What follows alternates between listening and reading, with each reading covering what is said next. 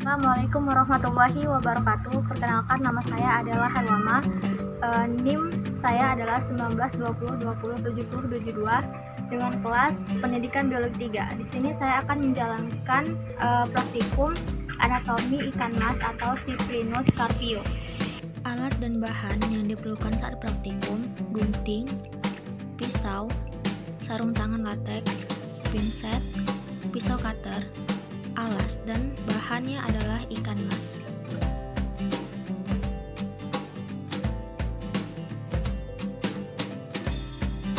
Secara umum, ikan mas mempunyai tubuh bilateral simetris, yang artinya tubuhnya terdiri dari dua belahan yang sama, dan jika tubuh ikan mas dibelah, maka hasil kedua belahan sama. Kedua, bentuk tubuh ikan ini cenderung memanjang. Selain itu, ia juga memiliki memipih tegak atau dikenal dengan istilah komprosit. Lalu, mulut ikan mas itu ada pada bagian tengah ujung kepala terminal atau berada tepat di ujung hidung. Mulut tersebut bisa disembulkan atau dikenal dengan istilah protaktil. Lalu, pada ujung dalam mulutnya dijumpai gigi. Gigi ini terdiri atas 3 baris gigi geraham. Sisik pada ikan mas cenderung berukuran besar. Insang ikan mas terdiri atas tapis insang, tulang lengkung insang, serta lembaran daun insang. Ini adalah bagian anterior dari ikan mas. Lalu ke atas, ini adalah bagian dorsal, terdapat sirip dorsalis di bagian atas ikan mas ini. Lalu ini ada posterior, terdapat pinna caudalis. Lalu di bawah sentral ikan terdapat pinna analis, lalu pinna pentalis, lalu pinna ventralis. Tahap pertama pembedahan adalah membersihkan sisik dari ikan mas agar memudahkan saat pembelahan. Pada praktikum ikan mas ini, pembedahan atau sektio dimulai dari operkulum. Lalu lanjutkan ke anus.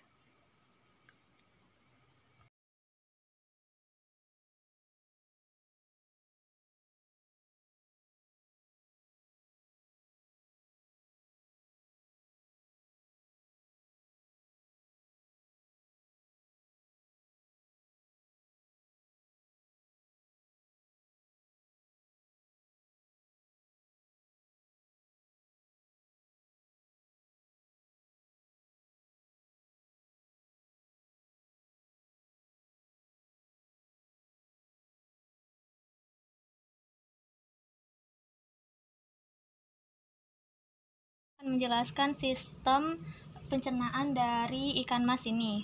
Yang pertama itu dari rongga mulut.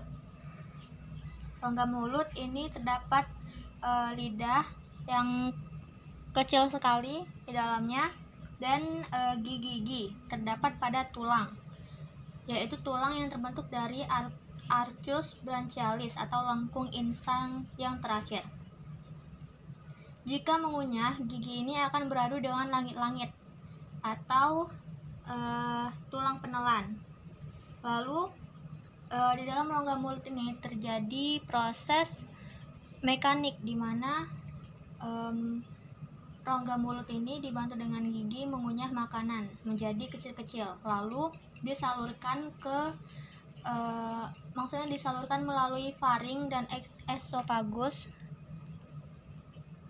Esofagus di bagian sini bisa terlihat bagian esofagus. Lalu dari esofagus itu makanan disalurkan ke lambung. Lalu dari lambung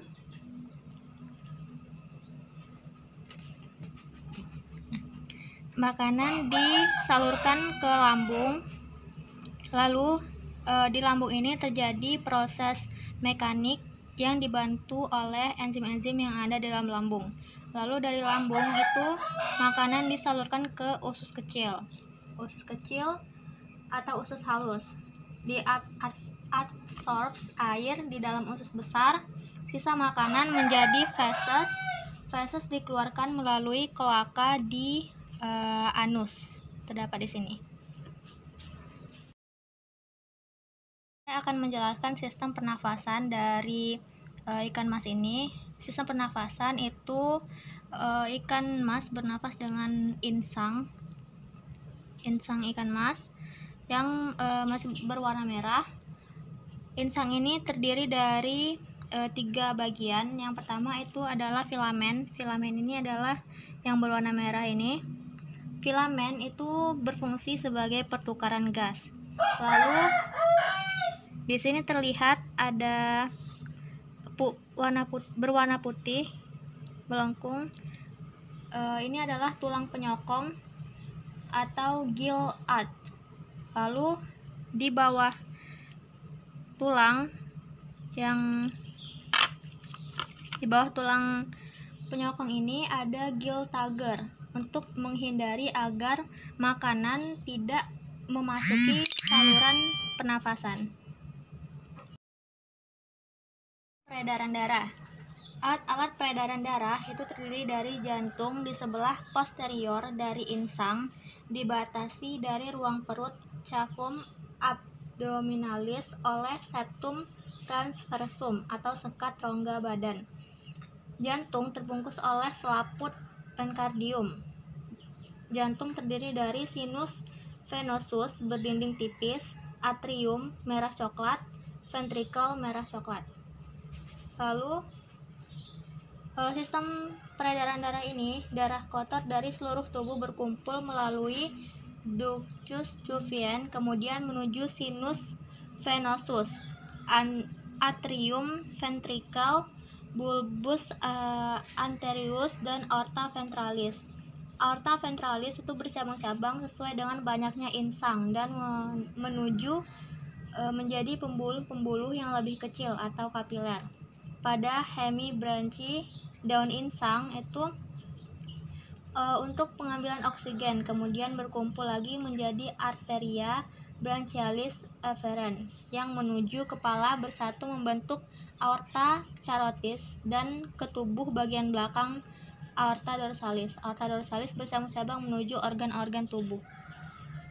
Ringkas dari peredaran darah ikan mas ini adalah darah yang kaya karbon dioksida itu ke sinus venorus, lalu ke atrium, lalu ke ventricle, ke conus arterus, dan lalu ke insang. Insang ini terjadi pertukaran karbon dioksida dengan oksigen. Lalu darah yang kaya oksigen itu ke seluruh tubuh. Saya akan menjelaskan sistem syaraf dan otot pada ikan mas. Sistem syaraf ini berpusat di otak. Otak ikan mas bisa dilihat di sini. Otak ini berfungsi itu mengatur dan mengendalikan sistem syaraf tubuh dan sebagai sistem syaraf pusat. Sistem pengendali pusat pada ikan mas ini. Sistem otot pada ikan itu pada prinsipnya ikan mempunyai 3 macam urat daging atau otot berdasarkan struktur dan fungsinya, yaitu otot polos, otot bergaris, dan otot jantung. Sistem reproduksi Cyprinus carpio ini yaitu ovipar, di mana perkembangbiakan seksual yang ditandai dengan pelepasan sel telur jantan dan betina, di mana spermatozoa di luar tubuh dan fertilisasi terjadi di luar tubuh. Ciri-ciri lain adalah sel telur berukuran besar karena banyak mengandung kuning telur yang dapat menjadi bekal bagi anak-anaknya dalam mengawali hidupnya di luar tubuh. Di sini yang ikan yang saya presentasikan ini adalah ikan mas betina, di mana di sini ada telur dari ikan ini yang memiliki ciri-ciri itu menempel pada substrat. Telur ikan ini berbentuk bulat, berwarna bening, berdiameter 1,5 sampai 1,8 mm dan berbobot 0,17 sampai 0,2 mg. Larva ikan mas ini mempunyai kantong kuning telur yang berukuran relatif besar sebagai cadangan makanan bagi larva. Kantong kuning telur tersebut akan habis dalam waktu 2 sampai 4 hari. Larva ikan mas bersifat menempel dan bergerak vertikal.